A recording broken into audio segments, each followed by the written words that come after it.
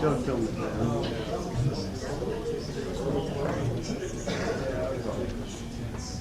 Waklisi, everyone, and Sepkecha. How are you? And thank you for this really monumental time in the whole entire Klamath River upper watershed.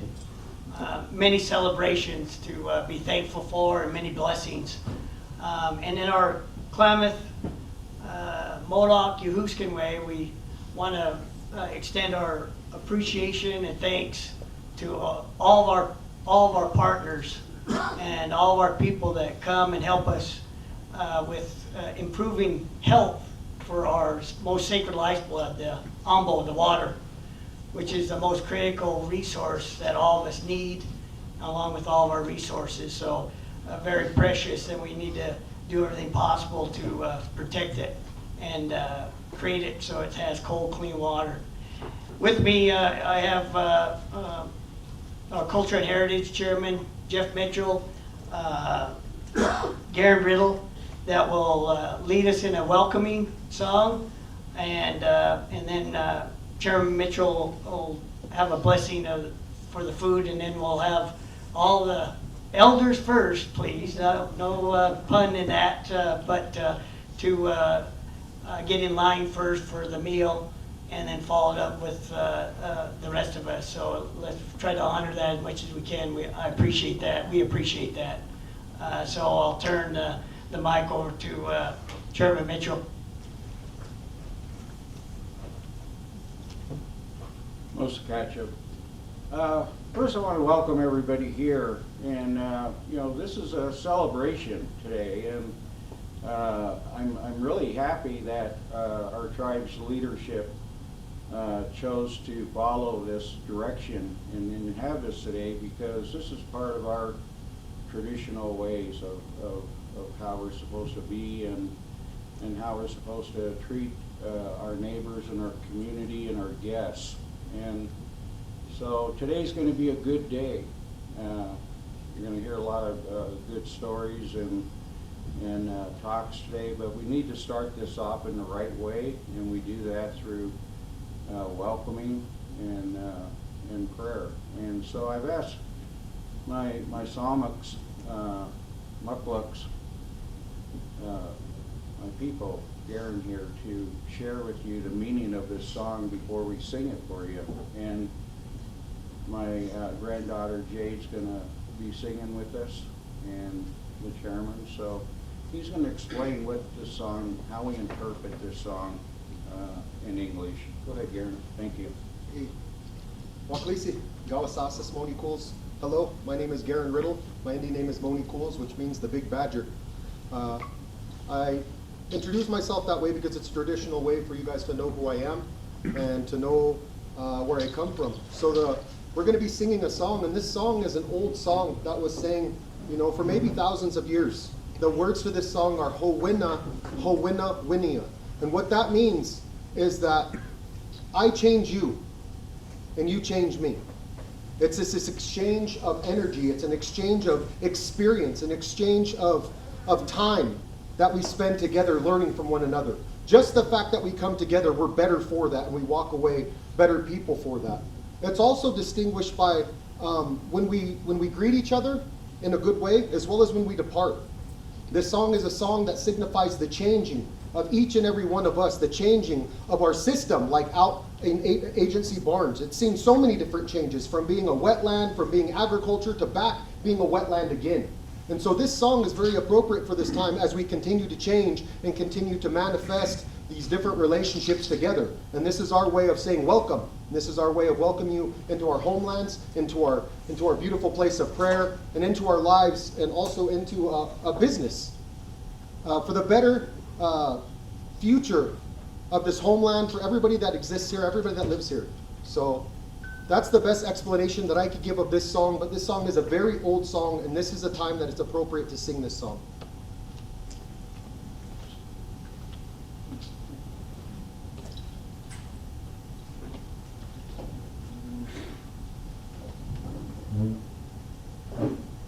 Howina, Howina, Winnia, Howina, Howina, Winnia. oh winna, oh winna, winnia, oh winna, oh winna, winnia, oh winna, oh winna, winnia, oh winna, oh winna, winnia, oh winna, oh winna, winnia, oh winna, oh winna, winnia, oh winna, oh winna, winnia, oh winna, oh winna, winnia, oh winna, oh winna, winnia, oh winna, oh winna, winnia, oh winna, oh winna, winnia, oh winna, oh winna, winnia, oh winna, oh winna, winnia, oh winna, oh winna, winnia, oh winna, oh winna, winnia, oh winna, oh winna, winnia, oh winna, oh winna, winnia, oh winna, oh winna, winnia. Oh. When I was taught that song a long, long time ago by one of our Modoc elders, she instructed us that we're supposed to sing all of our songs real loud. I kind of looked at her. I've been around a lot of tribes, you know, and tribes, we all sing our ways and some beautiful melodies and you know, structure and things. And she said, Jeff, our people always sing our songs loud. And the reason why is we want our ancestors to hear us. We want the Creator to hear us. So when you sing this song, you sing it loud. And so I always remembered that, and that's important. So I'm going to start off here. No, it's not on to play like that. No, it's not on to play it. Come on, comes most of catch. No, it took dong, a dung do most of catch. No, it gleska gleka laklagi gleka most of catch. No, it's so what the oka most of catch. No, it stay on the stinta. Yakskini modakni numu, most stay on the stinta. Galo. Most of catch no player. Yam lobito. Moato. Kahoma. Most of catch. Most of catch. Creator, we thank you for bringing us here this day. We ask that you bless this celebration, the food, and all the people that have gathered here. We ask that our guests be taken care of in a good way, and that they make it home to their families in a good way. So we thank you for bringing us all here this day, and for the blessings that you've given us, for the help and the direction and the work that's been completed on this project we're going to talk about today. And so again, we ask you to be with us and help us, give us knowledge and understanding. No, and enough to all my relation. So catch you, Chairman Mitchell and Mr. Riddle, thank you. So we'll start with all the elders in the room. The table is outside, right outside as you're coming in. So let's go ahead and make a line, and we'll feast. And then at 1 o'clock we'll start the program. In the meantime, we'll have a running photograph, a video of the project, some before and after, during, so you can see that as you're eating. So please, everyone, get in line and enjoy the meal by Clarabelle's. And thank you for all coming. And then we'll start back about 1 o'clock after we finish eating. So thank you. Great. Things that we all have to balance in all of our lives and our environment. But it's really, truly an honor as the tribal chairman of the Klamath Tribes, William Ray Jr., to be here with you to bless and be a part of the celebration. And here again, I think the beauty of a day like this is being able to celebrate with our partners. And it takes a lot to do these projects. It takes a lot to do anything in our world. And without partners, that's the most critical part of it. And here again, this was a huge effort as partners. And not only from the federal, state, the foundations, but it was also the most critical part was the landowners. Without the landowners, we wouldn't be able to operate. We wouldn't be able to do this. And that's what it's going to take for many other projects that we are hoping to restore. It's going to take major efforts and a partnership.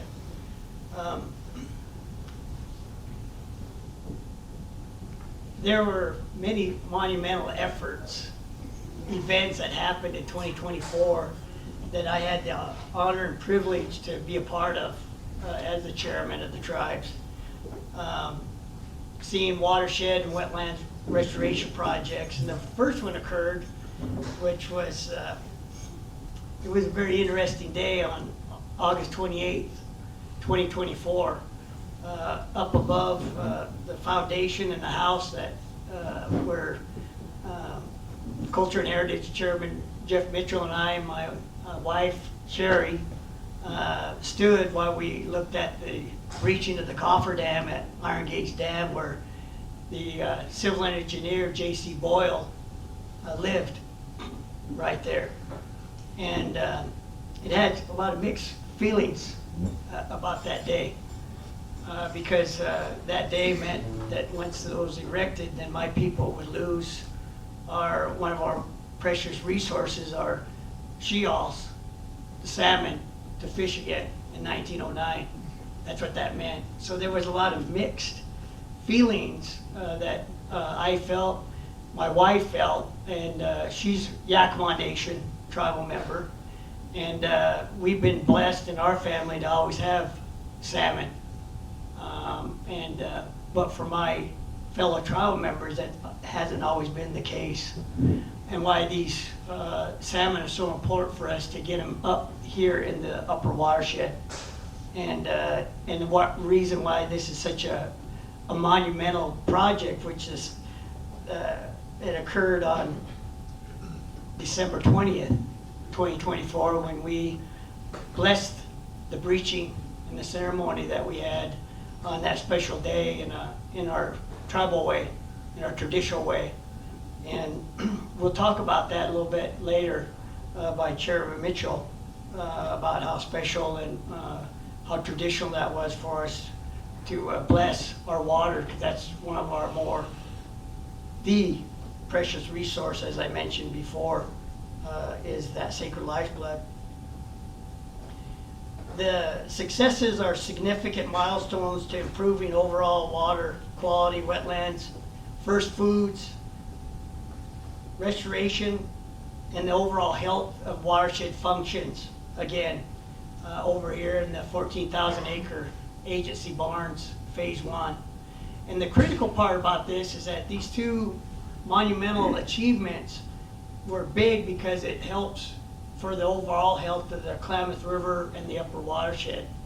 And these things that we are doing, excuse me, serve as critical elements to a larger phase, if you will, in the upper watershed, and more to come as we're looking at phases 2 and 3 there at Agency Barns. And the story that I have is real quick here, is that my folks who are still living are 87 years old and lived on the lake as I have lived all my life. And they remember how the wetlands used to be before the dredging took place to reclaim it for agriculture, and how plentiful it was, and how the water was, and the sources of water. Because when it was kept at a steady level in the lake, there was a lot more water that fed it to help it, along with all the wetlands of plants. The cattails, tules, reedrat, arrowroot, locust, the water lily. Those are all important plants that created a healthy watershed for creating water quality that was good and healthy. Because when I grew up on the lake, it was clear, a lot more clear it was. And the water tables were a lot more stable. So and now, and especially since with the climate change, it has created additional issues for the lake to have good water quality. And just like today, I was talking with the gentleman that I just met out in the parking lot, and he said, yeah, we've had a really good winter. I said, yeah, we have. It's too bad, though, because normally, when I was growing up here, as we grew up here as Klamaths and Modocs and Huskins, we'd have 4 feet of snow. Okay, that's the difference in our climate change that's going on. But as I mentioned earlier, the critical elements of these successes are with partners. Partnerships, partners, working together. And here again, partnership means it's a give and take relationship. We might have disagreements, but it doesn't mean that the partnership will fold. And I think that's the beauty of a partnership, right? That we might be able to agree to disagree, but we still know that we have a common goal ahead of us and how we get there. And that's what the success, I believe, that's happening in the Klamath Basin. I really believe that, and I believe that we can get there with many more projects and help our overall health for everybody. The partnerships are incredibly important to the tribes. And one of the most critical partners, of course, is all the people that fund it. Without that funding sources, there's no way that we could do any of it. And it leads me right back to the Oregon congressional delegation. Senators Merkley, Wyden, Congressman Cliff Bentz, the state of Oregon, Governor Kotek, and the state departments, and all the nonprofits in the local community that contribute. Because everyone's contributing somehow, and that's what it takes in a partnership. And on behalf of the Klamath Tribes, we can't extend our deepest appreciation for all those partnerships. And you honor us by being here today, which is a blessing. And we thank you for that. So on behalf of the Klamath Tribes, Ducks Unlimited, and the Fish Wildlife Service, we extend our sincerest appreciation and thanks for being here. And now that I have taken up a little bit of too much time, right? We'll move right into our event program. And I'd like to honor Mr. Adam Johnson, the Assistant Regional Director of Science Application from U.S. Fish and Wildlife Service, Region 8. He's been a very understanding man, one that I have grown to appreciate immensely because I like his openness, his honesty, and his candidness, no matter the good, the bad, and the ugly. And I just appreciate him more and more. And thank you, Mr. Johnson, and I'll turn the floor over to you.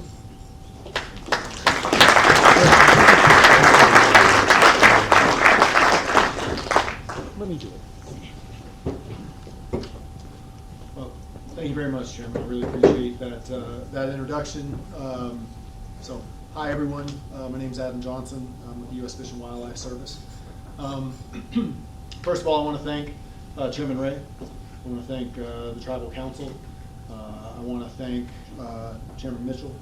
I want to thank the Amadat staff and all of the tribal members who have welcomed us today to this celebration and to your homelands. So thank you for having us. We're grateful to be here and grateful for the partnership. Thank you very much for the privilege, Chairman. I've been asked today to give a little bit of an overview of the Agency Barns project. So, I know this is everybody's favorite part of the presentation. I've got a few slides, but only a couple of slides here, just to help highlight this. And I won't take up a great deal of time today, but again, I just really appreciate the opportunity here today. And there it is. Excellent. Thank you, Amelia. Okay. What you're seeing here actually is a picture of the Agency Barns property. That's at the south end, actually right by where the Southern Breach site will be. John Bradenberg was gracious enough to take myself and some others out on the airboat. Jeff was with us, Jeff McCreary as well, that day. So that's what it looked like last March, I believe, late March, right, JD? Yeah, that's when we were out there. Next slide, please. So the Agency Barns project has a number of ecosystem benefits. So I think it's important to note this is the, as far as we're aware. This is the largest freshwater wetland restoration project in the western U.S. 14,000 acres of previously connected wetland adjacent to Upper Klamath Lake is now reconnected for the first time in about 100 years. So this is a significant project.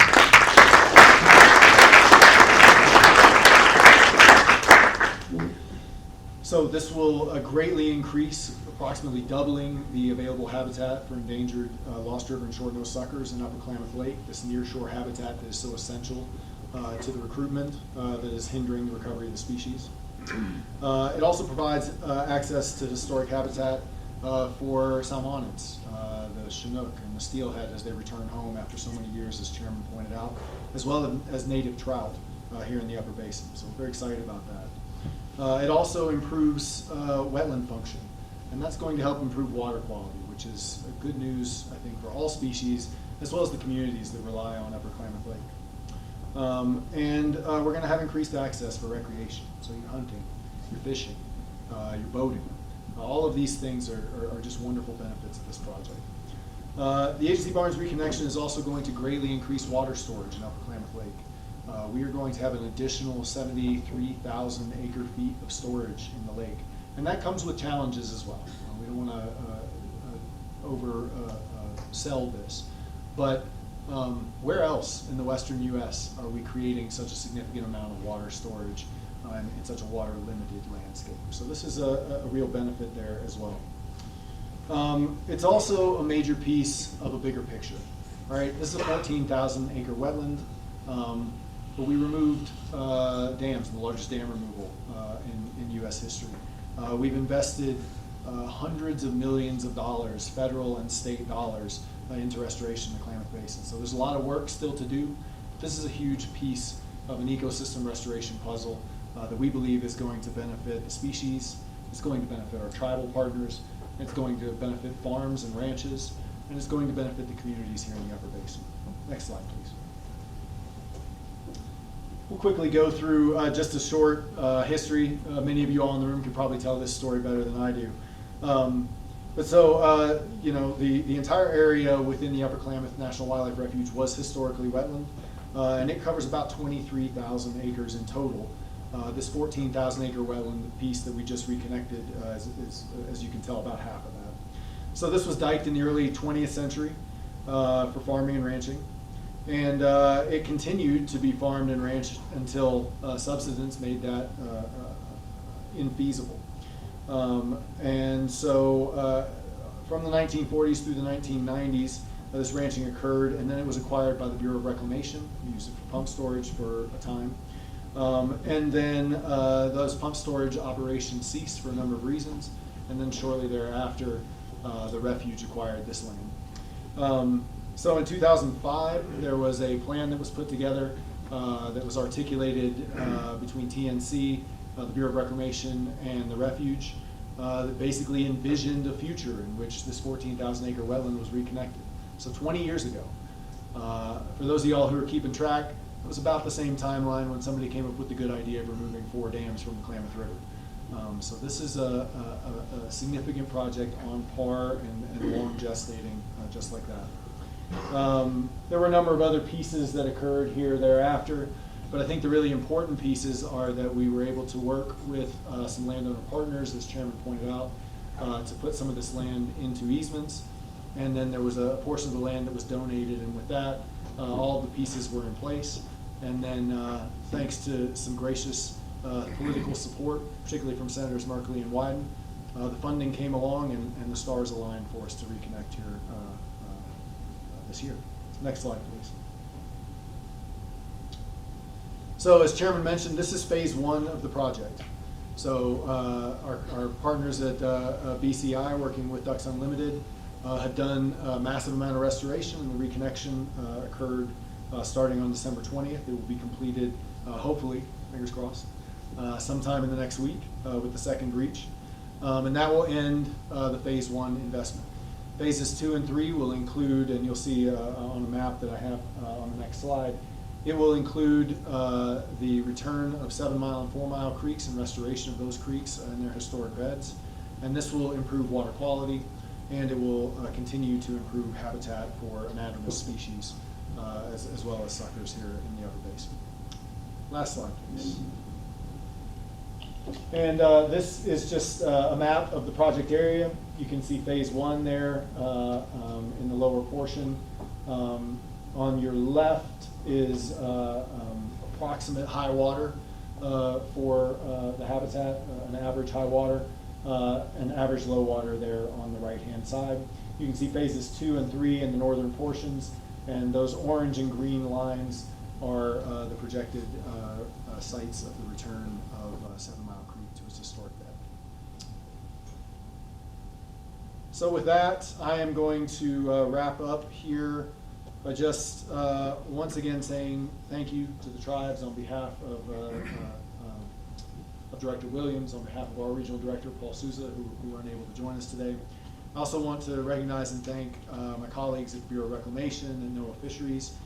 Thank you all for making the trip out here. We could not have done this without your support and the support of leadership in Washington, D.C. I want to thank the state of Oregon. You all have been steadfast partners throughout this, and just like our federal partners, we could not have done this without you. I want to once again thank Senator Merkley, Senator Wyden, Congressman Bentz for all of the ongoing political support to get this done. We'll hear from Matt Strickler here in a minute, but I'm going to go ahead and thank him as well, and Secretary Holland for directing Matt Strickler to come out and support these efforts.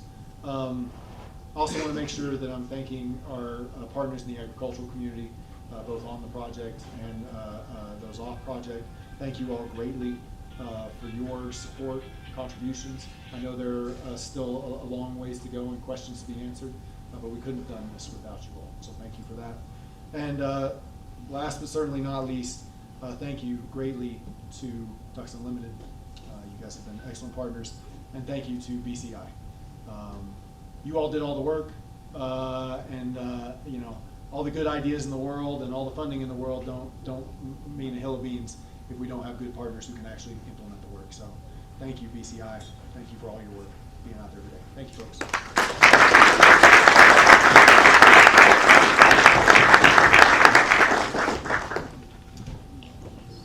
Thank you, Mr. Johnson. Next, I'd like to introduce another critical partner, and I've got to know him over the last few months. I consider him a colleague and a man that is as equally as open and honest and candid with me and the tribes, and look forward to many other projects incoming. So I'll introduce Jeff McCreary from Ducks Unlimited.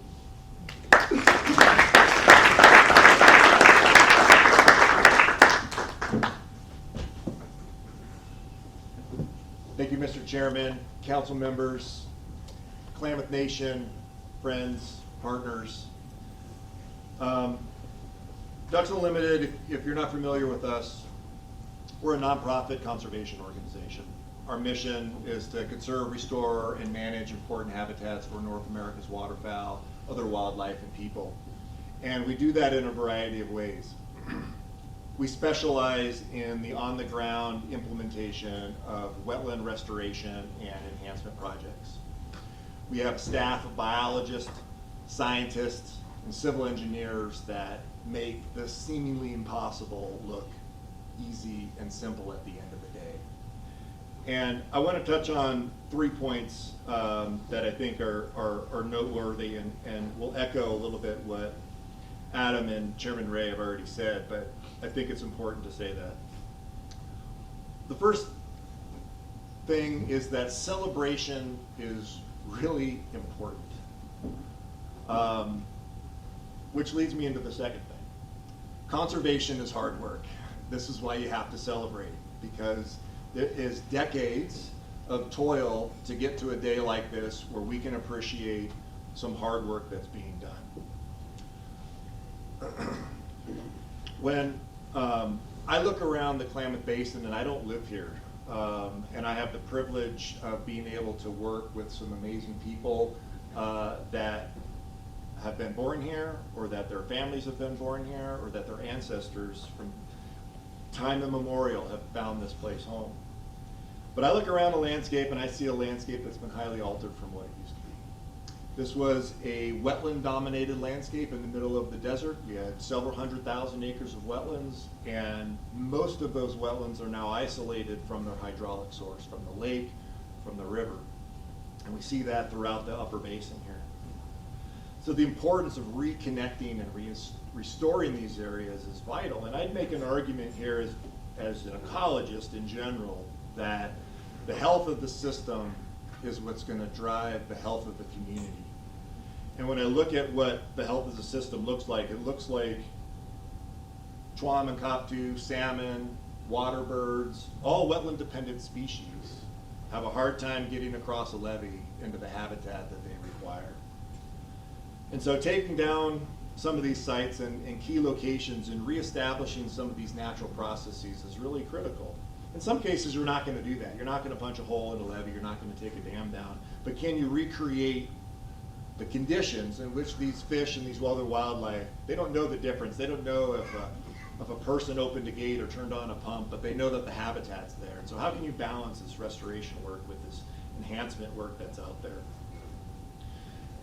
And DU is interested in looking at these ways where our fin friends, our feathered friends, and our furred friends can all benefit from the same thing. And furred, I include us. We're mammals, right? We got fur, a little bit. Some of us still are. And how do we find these multi-beneficial solutions? Because I think that's the key. It's not one-offs. It's not something for ducks.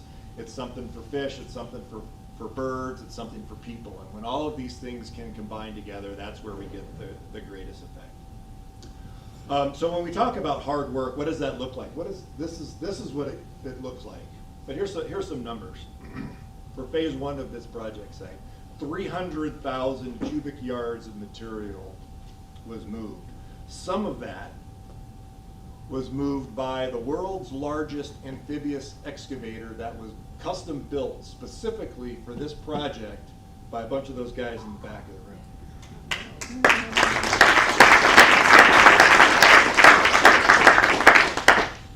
Now, of course, so let me take a step back here. So DU's role in all this, what did we do? Well, we helped with the engineering design. We helped get the environmental permits. Brian Marker, our lead engineer for this job. We've solicited the bids. We've done the contracting. We're doing the construction management, and we're here today to help you cut the ribbon and celebrate. So we're a facilitator in some sense. We provide the service so that goals and objectives and dreams can be achieved. But the real work is by our contractor, and they're a partner on this endeavor, and they made this happen at the end of the day. And they removed 20 miles of barbed wire fence from within the unit. That 300,000 cubic yards, a lot of that built 3.5 miles of wave attenuators. And if you remember from Adam's slide, there was a little pink line that was kind of in the middle. Well, that's to break up the fetch, the wave fetch, so that fetch does not impact the wetlands that are going to be a little higher up in elevation. There's 20 internal breaches, those little yellow squares that you saw on the map. There's 2 main breaches. Of those main breaches, I'd say the one that we've got going right now, there's about 1,000 cubic feet per second of Upper Klamath Lake entering the Barnes Agency project site right now. Project costs about $10 million overall. And another little tidbit about what that hard work looks like. It looks like 12 to 16 hours a day, 7 days a week. And when did we start? April. In April. And we're in January. That's what hard work looks like to get us to this spot. And in some cases, there were 24-hour shifts through the night to get this work done on time so we can be here celebrating together this amazing project. And I make an argument, I'd like someone to challenge me that I think it's more than just the largest freshwater wetland restoration in the West. I think it's the second largest freshwater wetland restoration in the country outside of the Everglades. So somebody fact check that for me, 14,000 acres, find something that's bigger, let me know. But that's the scale in which we're talking about, and we're talking about the largest dam removal project in the country, and that's all happening right here in the Klamath Basin. That's amazing, right? So this leads me to my third point. It takes a community. Conservation takes community. There's no way that any of these things can be done by any one particular entity. It takes this partnership But it's not just the partners, it's all of us, right? We're all members of this community and we're all partners, and we've all had some level of involvement in this project and many others in some simple way, maybe direct, maybe indirect, but it takes all of us to do this. Because this is hard work, and if we don't have the community, you can't do the hard work, and you can't get up again the next day and do the next piece of hard work, because the work ahead of us, as we all know, is not easy. This is the most complicated place to do this kind of work, but it's also some of the most rewarding work that can be done. The largest, biggest, right? There's more of that to come. We're gonna fix this thing, and we're gonna fix it together as a community. And at the end of the day, our future is gonna be brighter than it is when we look ahead of us today. But we have the ability to change that trajectory and make a difference out there. So on behalf of Ducks Unlimited, our 750,000 members, our million supporters, our donors, our partners, we're just really proud to be here today celebrating with you, and we're looking forward to doing the next one.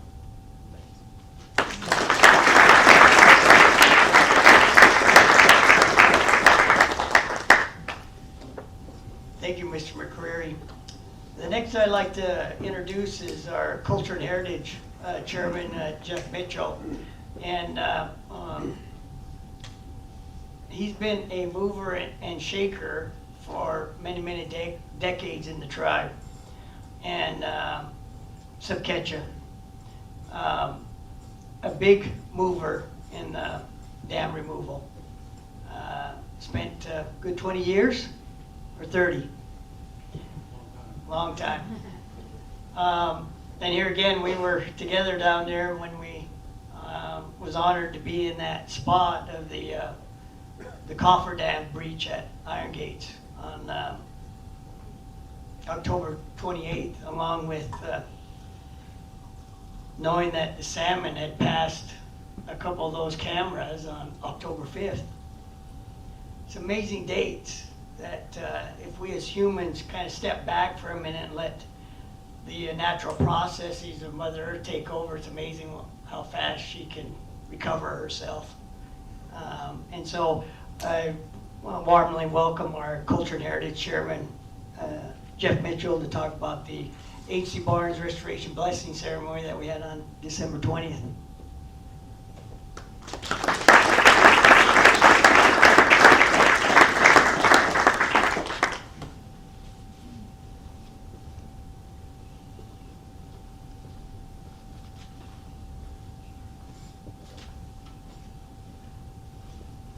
Thank you, Mr. Chairman.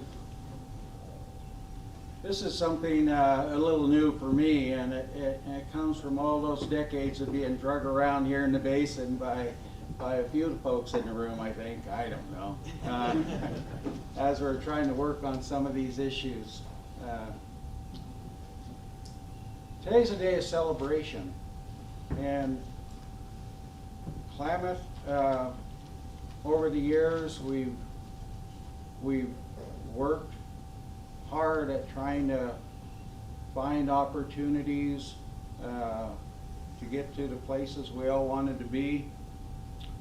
And a few times we got there, a few times we missed the mark looking back. But you know, what's always struck me is that we've always kind of kept trying to move forward. We're all part of this community. We're part of this basin together. And I think we finally recognize that we're not going nowhere. We've all chose to be here, the ones that live here, and we've got to figure out how we're going to do this together. And to me, that's what's very important. But what's also important is times like this, and I was asked to talk about the ceremony that we completed out there at Barnes Agency. We had a healing ceremony out at Barnes, and I was contacted by tribal leadership and asked if I would be a part of helping this come together. And of course, I was pleased to do so. When I got in the room, you know, we had people, our partners in the room, and we started talking, and I kind of sensed that there was, maybe people weren't really quite sure why the tribes were so insistent about doing such a ceremony like this. Why was it so important to the Klamath Tribes that we bless this in the manner that we did? And so I want to share why, a little bit of why we did that. And it really comes back to who we are as a people, the values and the principles that have been handed down from generation to generation to generation over thousands and thousands of years. You know, we believe that we've received our instructions about life and about how we live this life, you know, from our Creator, who we traditionally call Kamokums, and teachings of our ancestors. And as a young man, I was fortunate enough to be around when we still had our elders around that were our first language speakers, that, you know, they started their lives in this world under our old ways, our old teachings. And there were a few of those that were still around, and I wanted to talk to them. I wanted to learn from them. And I went around, I knocked on a lot of doors, and I was invited in, and I asked questions about who we are and how we got to where we are. And of course, this was on the heels of termination and some other policies that had a huge impact on this community as a whole. Had a huge impact on me and my family and my people, but I wanted to better understand it. And I remembered what I heard from those elders first and foremost was that they all would tell me pretty much the same thing. They would tell me that, Jeff, we are the land, we are the water. We are the land and we are the water.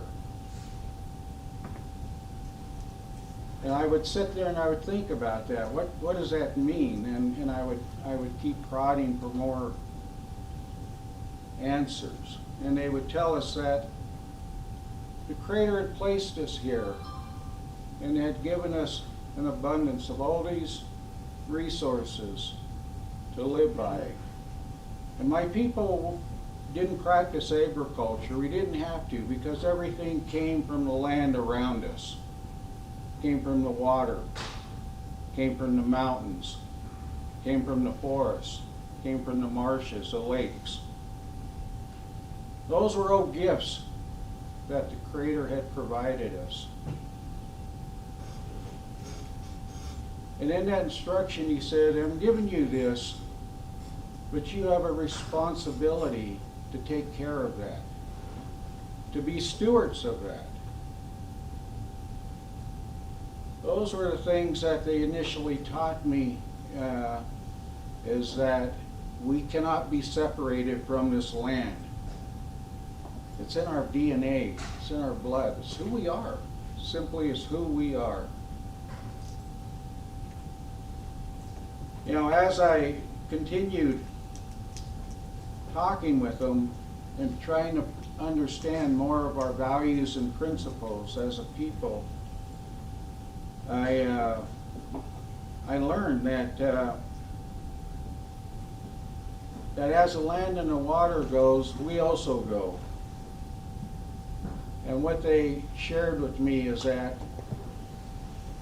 we have this responsibility of taking care of these things, but if these things go awry and they get unhealthy, that it also affects us. If the land is sick we're gonna be sick. The water's not good, it's going to affect us.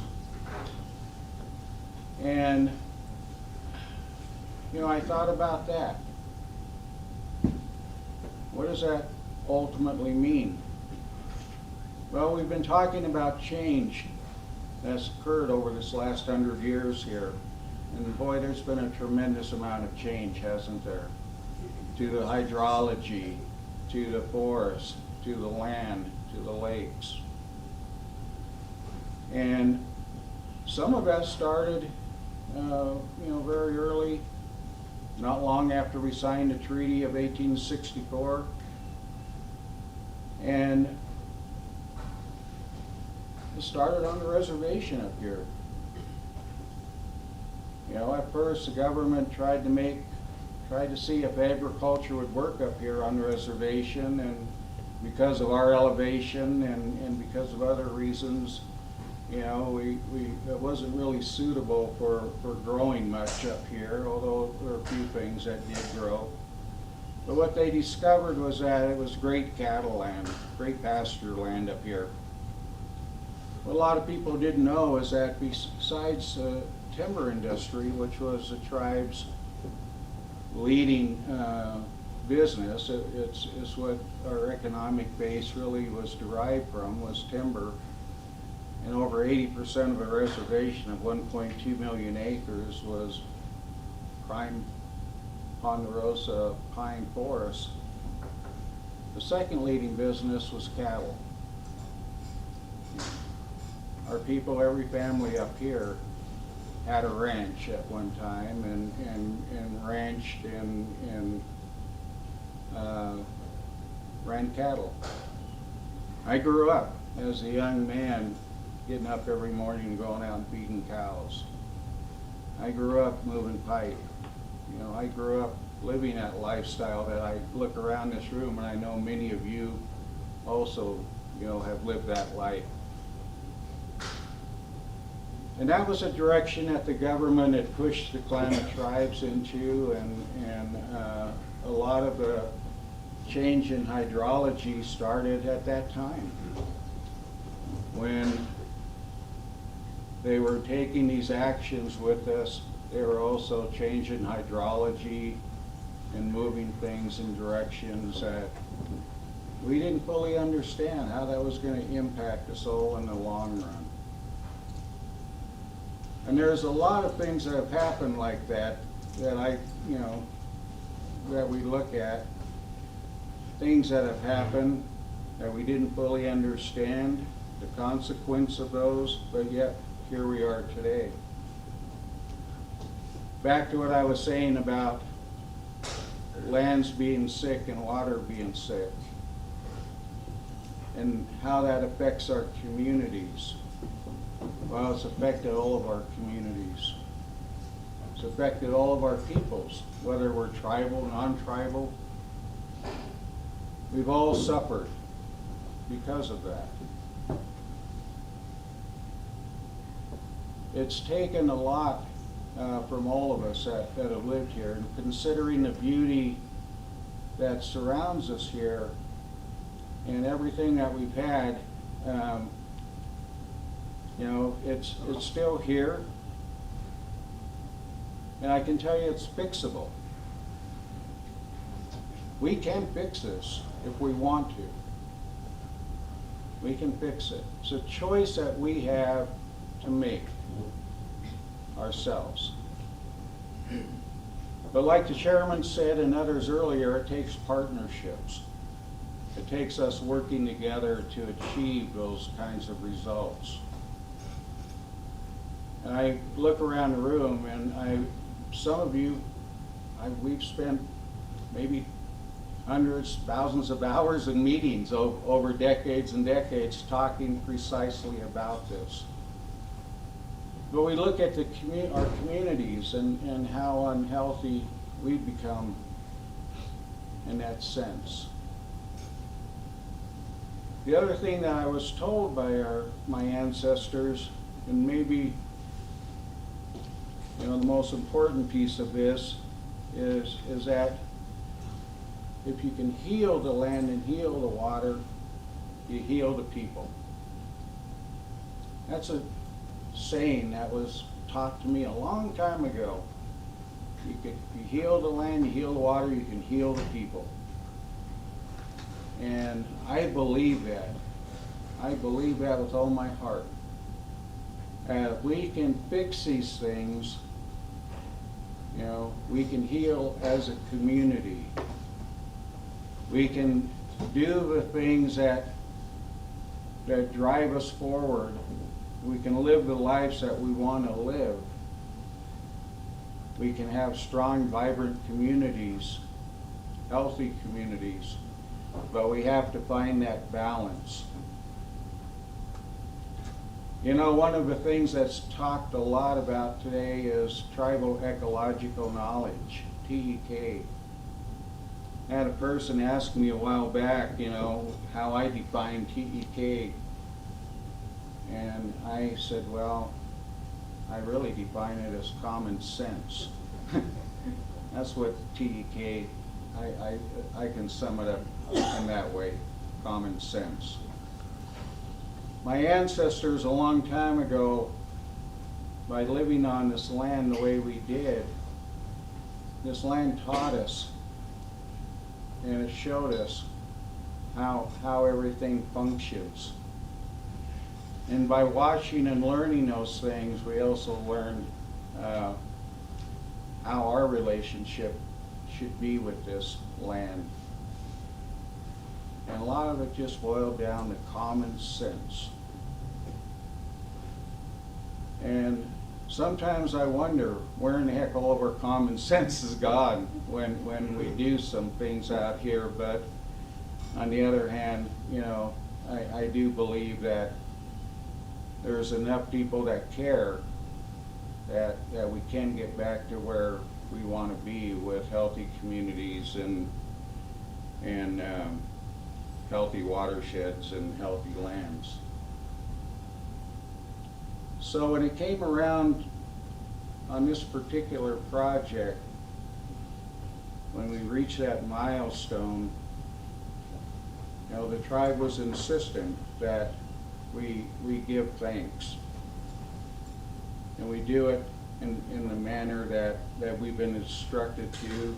And so we went out on that day, and it was a cold day. wasn't the most pleasant, but it was a feeling of joy that I had when we went out there and did what we did, followed those instructions that had been handed down, and offered up that blessing that day as we did some preaching. And to me, that was one of the highlights that I've had in my life lately, other than going down to Spencer Creek and seeing some salmon swimming in that creek for the first time in over 100 years. You know, I've gone way too long, but I guess what I want to finish up in saying here is that we have the ability as a community to move forward and fix this. It's a matter of choice. I believe that. It takes a lot of hard work, as we all know. We've seen this over the thousands of hours, and I know because I've sat in those meeting rooms and have worked on these projects most of my life. And I look around and there's still a lot we can do and a lot we should do. And I'm hoping that the success of this and, what's happened with dam removal, maybe we'll move this community in the direction that I feel we really need to go if we want to get back to being that community where we have good health and we're living in balance once again with all we've been blessed with. And so I want to thank you personally. My family thanks you for being here today. As the chairman said, you honor us with your presence. I thank you for everything that you've done in contributing to the success of this work here. And I hope that this will be able to spur the next steps that we need to take. Because I know we didn't get over the finish line a while back on a few things, but that doesn't mean, there's still not that opportunity to go ahead and move forward. So thank you all for being here, and thank you for all you've done to help get this project where it is today. And we look forward to an ongoing relationship that brings success to us all. Thank you.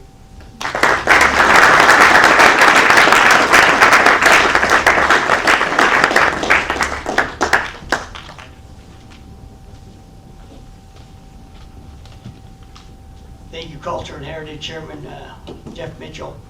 The point that's interesting about this whole time frame, if you will, just a few minutes here to before I introduce the next speaker, is April is when the Kiewit moved in for the dam. Same time that BCI moved in. So two major monumental events that were happening concurrently, and it's just monumental. The next speaker I'd like to introduce, and I hope I don't mispronounce her last name, from U.S. Senator Ron Wyden's office, Nicole Van Eikernen. And just appreciate Senator Wyden's office and your presence here, and just thank you for coming and honoring us. Thank you.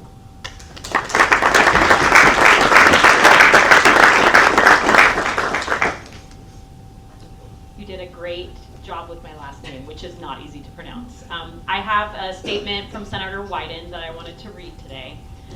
Thank you very much to Chairman Ray for inviting Senator Wyden to celebrate today's landmark success.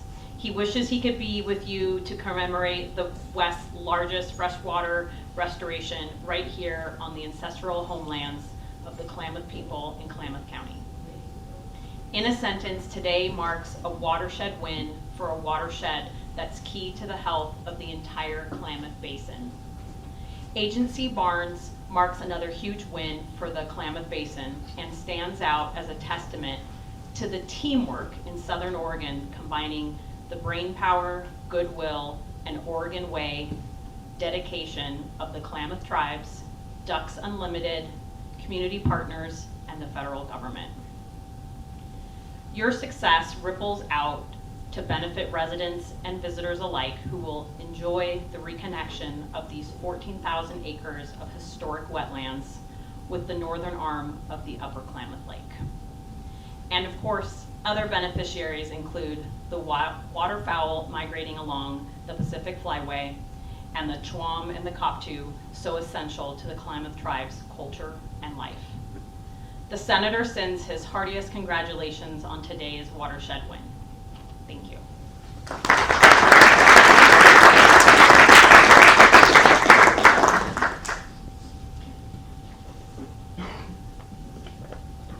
The chairman messes up once in a while. Hey.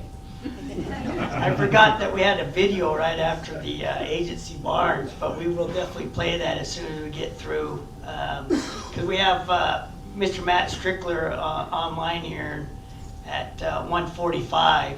But we'll go ahead and proceed with Mr. Gavin Cobble from Senator Jeff Merkley's office, and he has been stepped right in to help us, and we really appreciate Senator Merkley's support, and he was down there with us on October 1st when we celebrated the dam removal. So thank you for being here.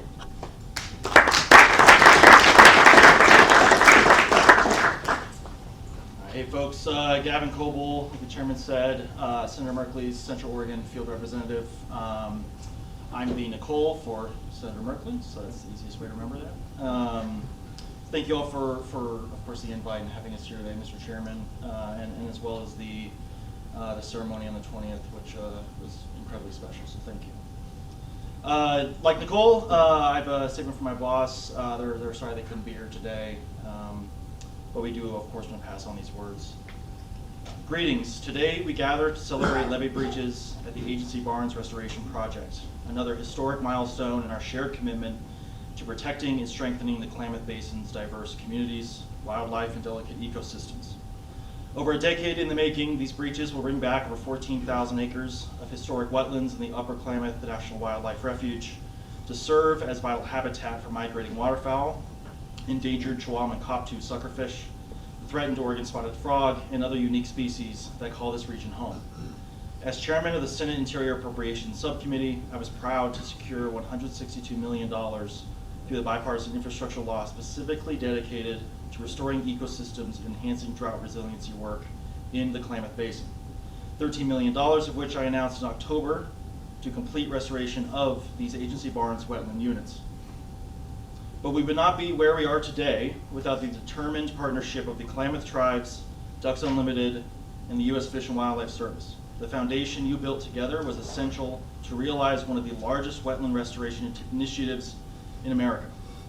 The historic removal of the 4 lower Klamath River dams has shown us that nature has a remarkable ability to heal when offered both support and freedom. This combination has allowed salmon to return home to the Klamath Basin for the first time in a century, and it must also be leveraged to save the Chihuahuan cockatoo for future generations. The Agency Barns Restoration Project is essential to achieving this shared vision, and I offer my heartfelt congratulations and gratitude to all those involved in getting the project to where it is today. I look forward to working with you to continue championing projects that help ensure these endangered species all have an ecosystem to thrive in, and I will keep fighting hard in Congress to prioritize efforts that help the Klamath Basin's water go further for the tribes, farmers, fish, and vital ecosystems that rely on it. Thank you very much.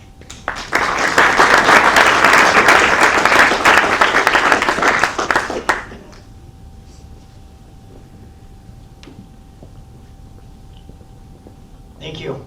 The next address is a video address from Governor Tina Kotek, and I'll have it put on screen, please. Woklisa. Hello, everyone. Governor Kotek here. Congratulations on the exciting breaking of a new levee on Agency Lake. As one of the largest wetland restorations in the West, this is a bold and ambitious project. Restoring wetlands and the hydrologic connectivity of these waterways will have so many positive benefits for water quality, habitat for endangered suckers, other aquatic species, and bird populations. This is such an incredible project with so much potential.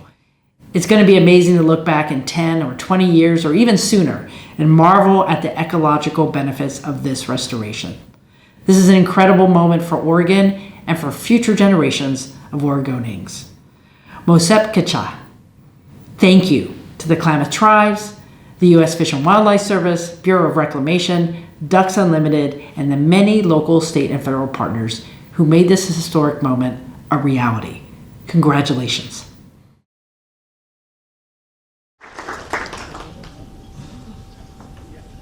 We always have a little bit of technical difficulties, don't we, in this world that we live in?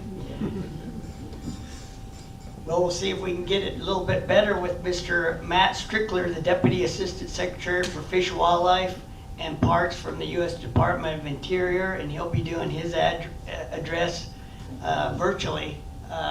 So we'll see if we can pull him up. Well, thank you for that introduction. It's an honor to join you today on behalf of U.S. Secretary of the Interior, Deb Haaland. I want to thank you and the members of the Klamath Tribal Council for allowing me to be part of this special event.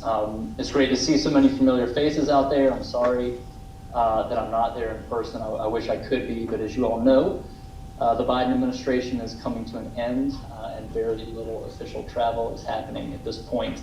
So I'm taking this from my now very bare office in Washington, D.C. So hopefully I can make it back out on my own time or in another official capacity sometime soon.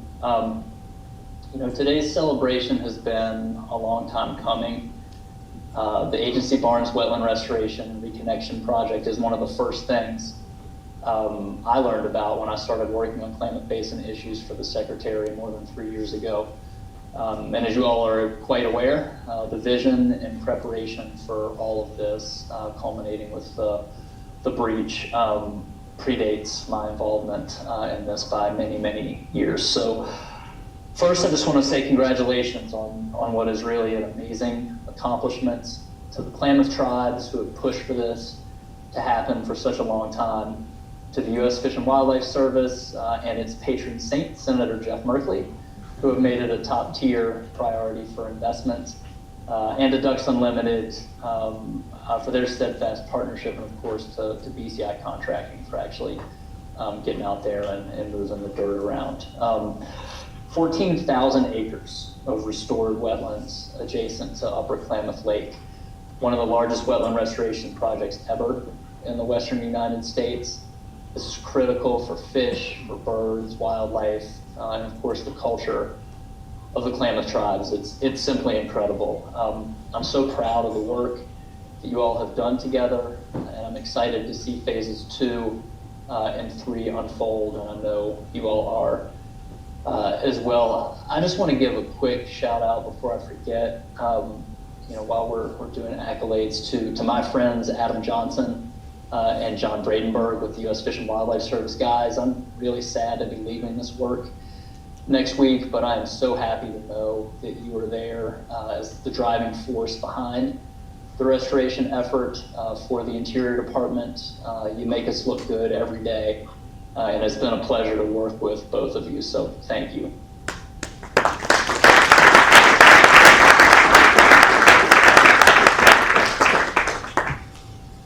Second, I want to say that I hope this success will encourage more large-scale ecosystem restoration in the Upper Basin. You all know better than I do how much more work needs to be done in short order to save the Schwam and the Koptu, to stop decline of migratory birds, to prepare for returning salmon, and to create a more stable and sustainable hydrological system to support communities. I'm really encouraged by the work the Klamath Tribes have undertaken with the Upper Basin Ag Collaborative, with Carl Winter at Lakeside Farms, and through the restoration MOU process we've developed together with downstream tribes and Klamath Project irrigators. And looking out across the room today, I see a lot of those partners in attendance, and I think that's a testament to the hard work you all have put in and the willingness to have difficult conversations and find a way to work together on these important restoration issues despite not always agreeing on everything. There's a lot of momentum here. And as you all know, momentum brings money. People want to back a winner because they want to see their investments paying off. And they are certainly paying off here. So hats off to all of you, and I hope we see this collaboration continue into the future, because I really do. I can see a future in which many more of the wetlands around Upper Klamath Lake are restored and reconnected to benefit water quality and fish habitat, a future where the basin's forests are managed to support both local economy and ecology, a future where sustainable agriculture and restored tribal fisheries can coexist, and a future where Klamath Marsh, Lower Klamath Lake, and Tule Lake are returned to health, and birds once again fill the sky across the basin. So you all know none of this is going to happen without you continuing to work together, continuing to show government and private funders that the Klamath Basin and the people who live here are about finding solutions. That's what's going to keep resources flowing for restoration and create the space for progress. And I know you can do it because I've seen it. And I look forward to seeing more of it and more great things from you all in the future. And finally, I just want to say thank you. You all know the Klamath Basin isn't my home, and I understand the skepticism, particularly that the Klamath Tribes feel when somebody from the outside shows up to help. Especially when it's a white guy from the federal government. Yeah, right? So, certainly come with that baggage attached and acknowledge the shortcomings I have and the steep learning curve that I had in getting up to speed on these issues. But you all gave me a chance. You welcomed me, you taught me, you challenged me to do everything I could to bring federal resources and federal leadership to bear on the problems facing the Klamath Tribes and the Klamath Basin. And there's obviously a lifetime's more work to do here. But my hope is that in my short time with you all, I've been able to help move things at least a little bit in a positive direction. And it has certainly been a privilege to get to know many of you and to work with you on restoring this beautiful, special place that I've come to love. So thanks again. Congratulations again. I hope our paths cross again soon. But until then, good luck. Take care. See you soon. Thanks.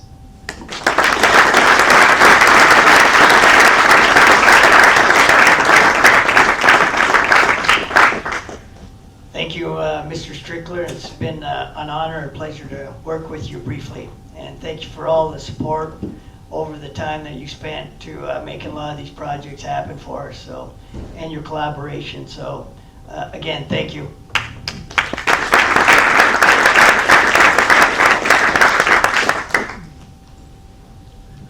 The next on our list of who's not on our program is Mr.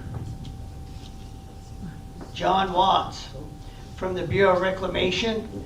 He's the senior counselor to Camille Tooten, who sent him as her representative to today's celebration, and I welcome Mr. Watts and thank you.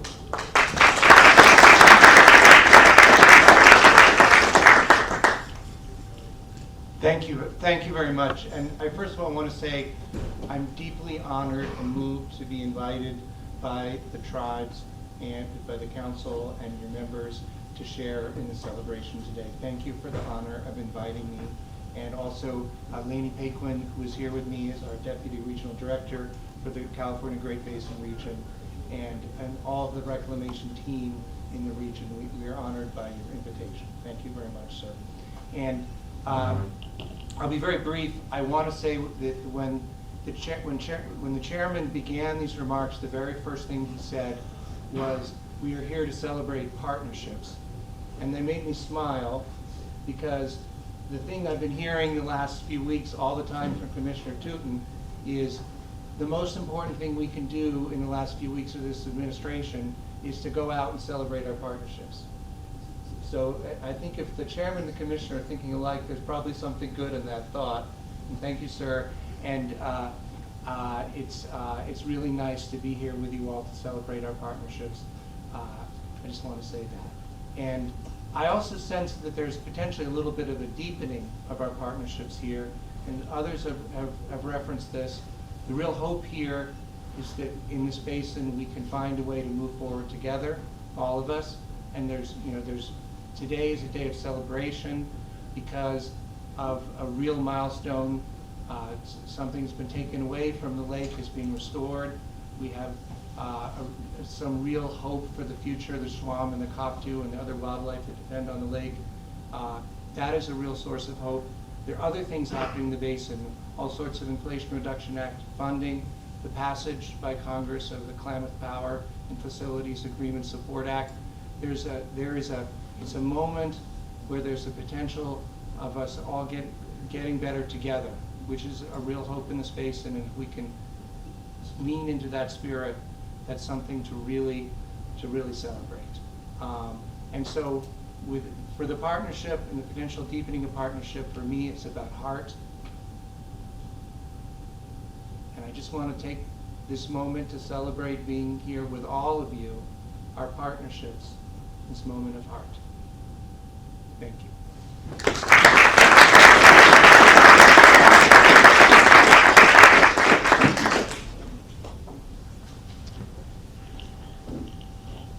Thank you, Mr. Watts.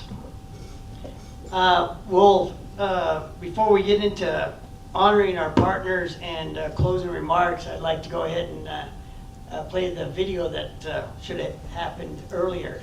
So we'll go to the video here, please.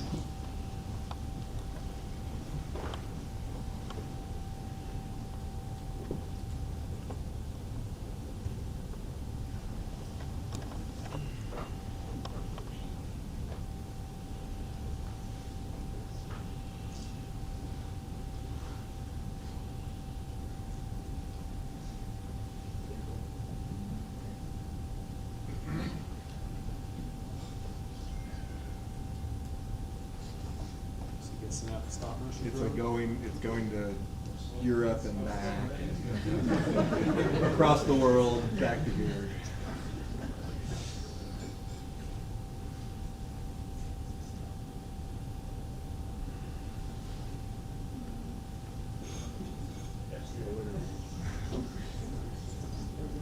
It's very careful, precise.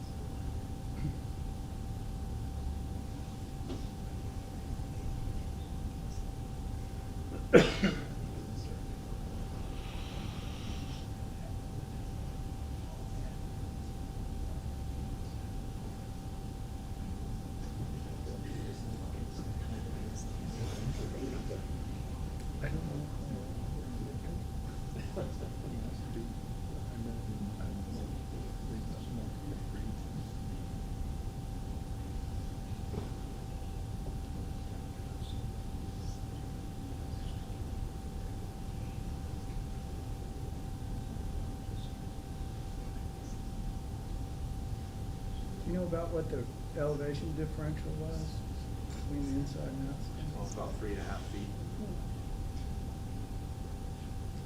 So we said there was about 3.5 feet from the outside of the levee to the inside of the levee.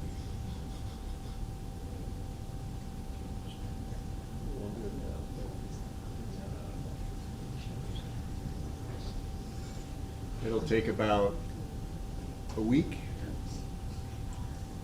Probably be 10 days or so. 10 days. So as the elevation difference lowers, the inflow will slow down, so it'll be a gradual increase as it equilibrates from the inside to the outside.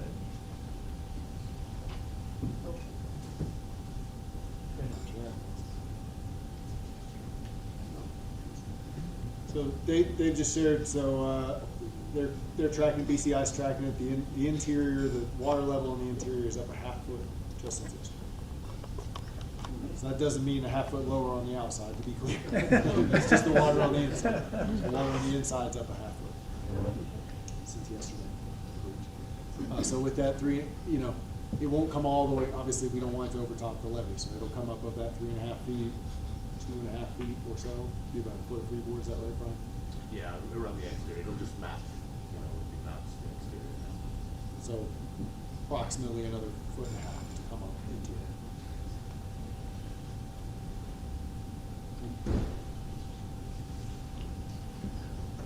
Thank you for that video. That was very informative to see exactly what that breach will do and is doing right now. So we came to our last couple topics in our program, and that's an important part in our world, especially in Indian country, to honor all the folks that have had a hand in making this happen. And each of us from Fish and Wildlife Service, Ducks Unlimited, and the tribes will honor our own folks. And the first one that I'd like to provide the mic with is Mr. Johnson, to honor all the U.S. Fish and Wildlife people that have had a hand in Agency Barns. So, Mr. Johnson.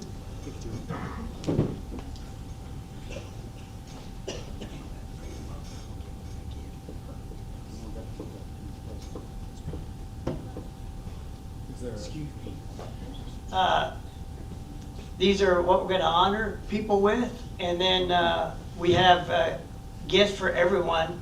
When you're leaving the ceremony after we're finished, please pick a tumbler up for yourself as a gift, as a part of the celebration.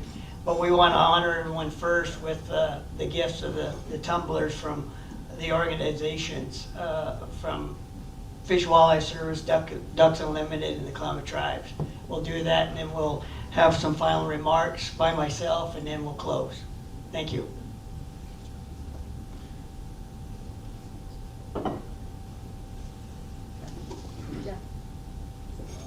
Excellent, thank you, Amelia. So I will start with the folks in the room, and I started to make this list of individuals that we should thank within the Fish and Wildlife Service, and I could probably put 150 people on there, but these are really the key folks. So we'll start with the folks in the room here. I want to start with recognizing Greg Austin.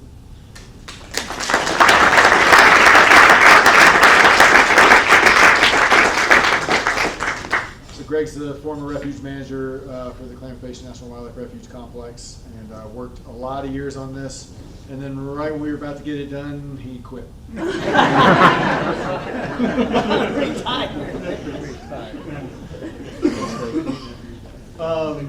Next, I'd like to invite Ken Griggs up.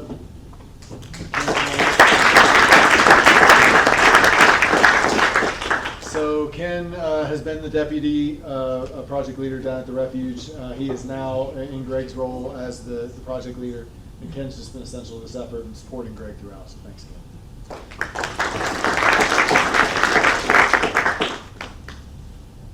I want to call Connor Larkin. Connor, come on up.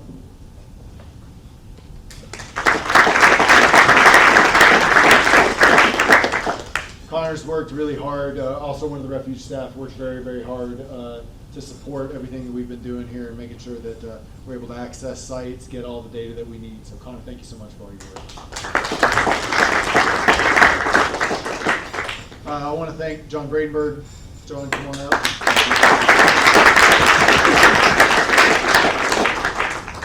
So JB, I think you all know John. I refer to him as the prophet of the wetlands. He's been the voice crying in the desert for a lot of years now, and he's a lot of the reason that we got to where we are. So JB, thank you so much.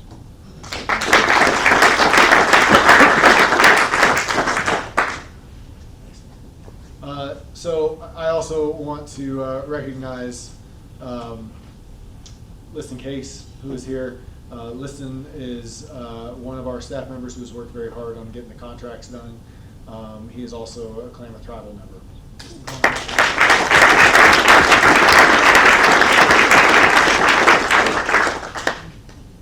Liston Liston was a partners biologist, so done a lot of work on the ground as well. Thanks, Liston. And we also have Spencer with us today. So Spencer, come on up.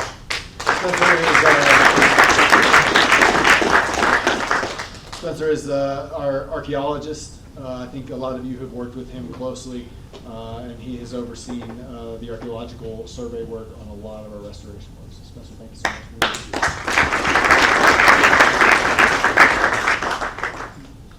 And last, but certainly not least, I want to recognize, I'll name these other folks up here in a moment, they're not here. I want to recognize Kurt McCaslin. Kurt McCaslin is my counterpart, Assistant Regional Director for the National Wildlife Refuge System here in Region 8. So Kurt.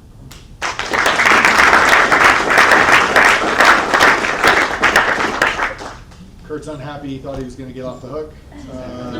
Make him come stand up here. But Kurt has been a huge supporter of this effort all the way throughout, and so we're just really glad that Kurt was able to come and join us.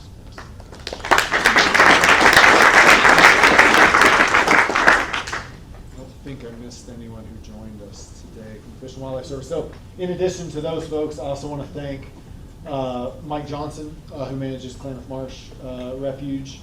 I want to thank Mark Pells, who did a lot of the work on our regulatory documents, including the NEPA process. I want to thank Rachel Ezralou. She is with our Water Resources branch out of Portland, did a lot of the hydrology work that led up to this. Steve Hunke, who works on the refuge and does everything. Thank you, BCI. You did a wonderful job and very respectful job to the land. Thank you.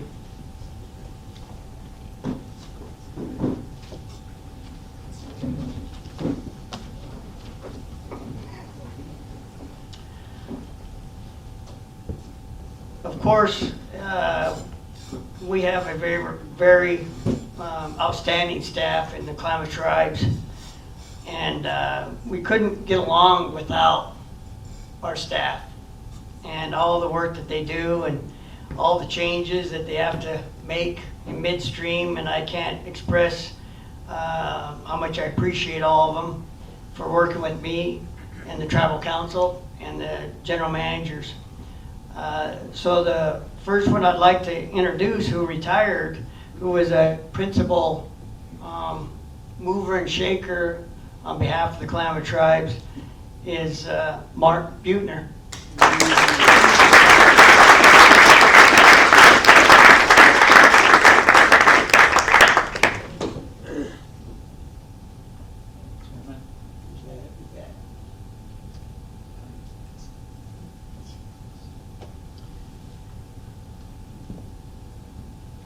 The AMBODOT staff means water and fisheries, and we couldn't do much without that technical help in the Klamath Tribes.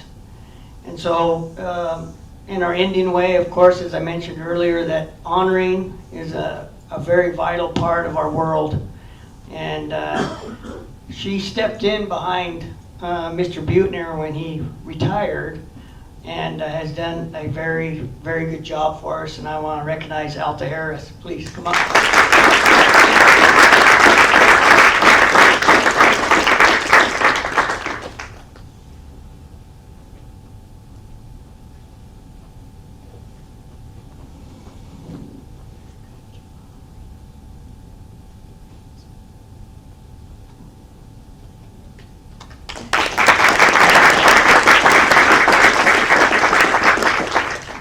I'd like to recognize Mr. Bradley Parrish. Brad also serves on our Klamath Indian Game Commission and our water rights specialist, and he was one of the founders of a project that I didn't realize that, but he started at a small scale and grew into 14,000 acres. So thank you.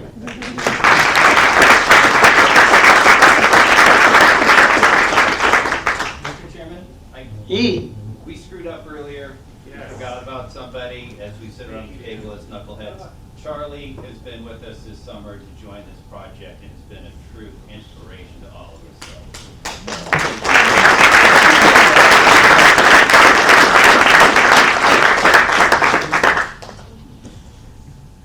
Shawty Rich, thank you for all your work.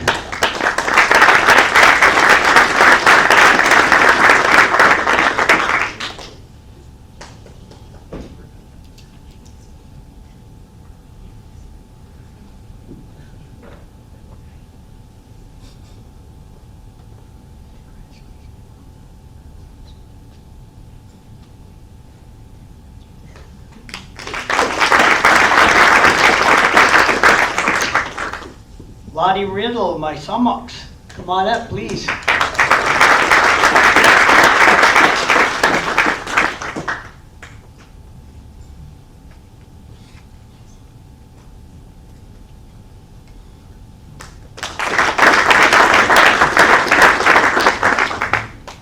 James Esqueda.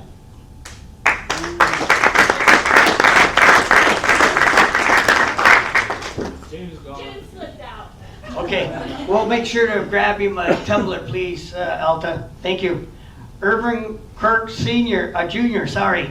He also slipped out. What? Dined and dashed?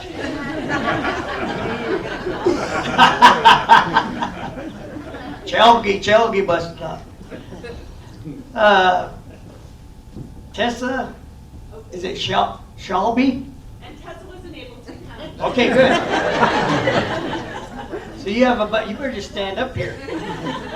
Jordan Ortega, come up, please.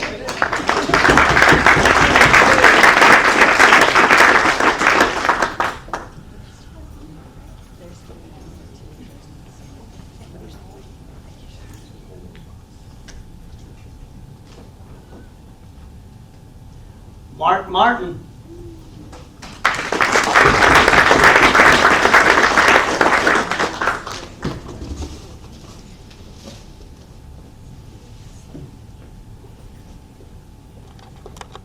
The final bit of the honoring goes to the gentleman that I've only known for a few months, but I've grown a friendship, not only in a professional way, but also just as friends would.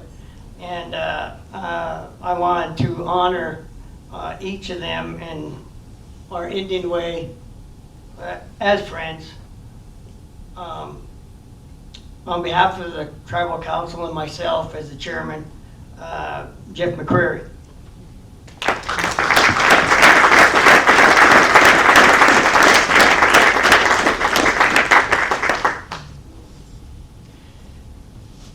And Adam Johnson, we grew quickly as far as understanding each other, and I can't say this enough.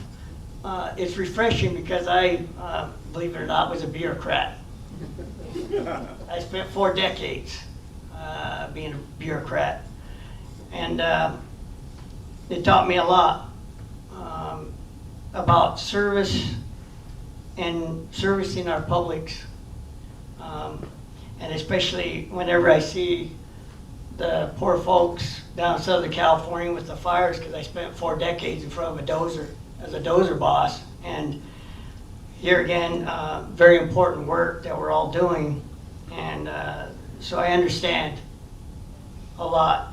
And I know Mr. Johnson, with all the, it depends on how the tea leaves are going, which direction you go as a federal employee, and that's a tough world. So I want to just say thank you, Mr. Johnson.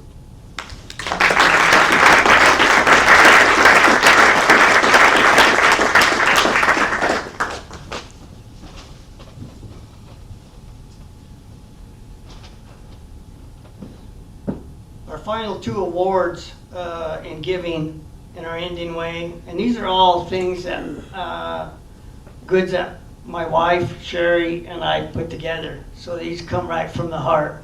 All these gift bags. We gather, fish, and hunt these things, as has been mentioned in our Indian way. I don't see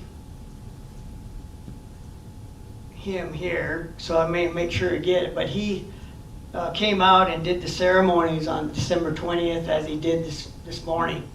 And I want to honor Garen Riddle.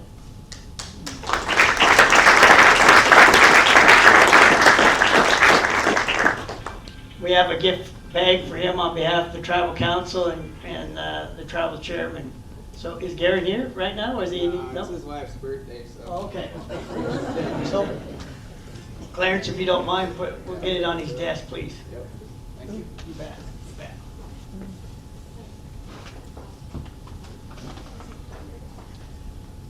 And the last gift goes to our Culture and Heritage Committee Chairman, Jeff Mitchell. We've known each other for a very, very long time.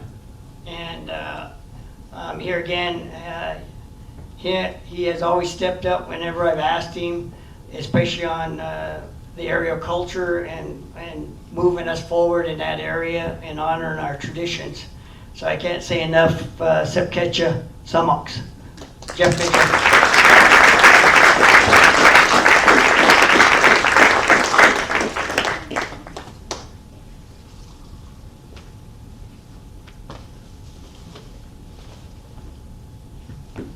I just want to say thank you to everybody who's shown up here today. When I look around the room, I see a lot of old friends and faces that we put a lot of hours in. I said it earlier, and that's really what gives me hope, you know, because you're still here. You took time to show up. You know, I know you care just as much as we do, and as long as we keep looking at it that way, and I really do believe that we can make the changes that we're looking for. So I know each of you, some of you a long time now, so thank you very much. Most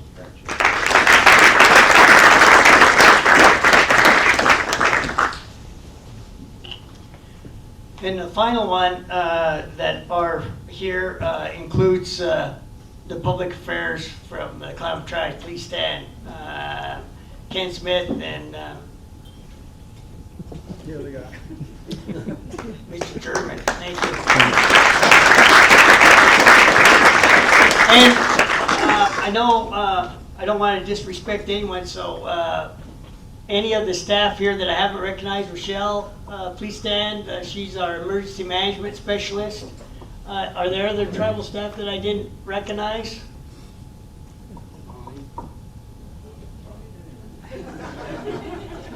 So thank you, Rochelle, for all your work that you do in emergency management.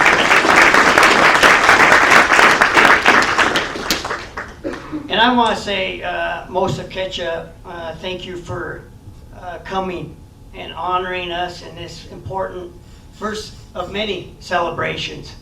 And here again, we look forward to having celebrations down in the lower Klamath River section and Klamath Lake and doing all those things that's important for all of us, like we did on October 5th. And we look forward to having many more. And I can't say enough for what I feel today and how honored I am to be a part of this celebration. And it's just a real blessing. And I can't wish you all the healthiness and blessings and many prayers. And I wish you all the safe travels wherever it might be today to get home. And give your family a big hug, because that's what's needed in our life, in our world more. And I just want to thank you for coming and being with us. And thank you very much.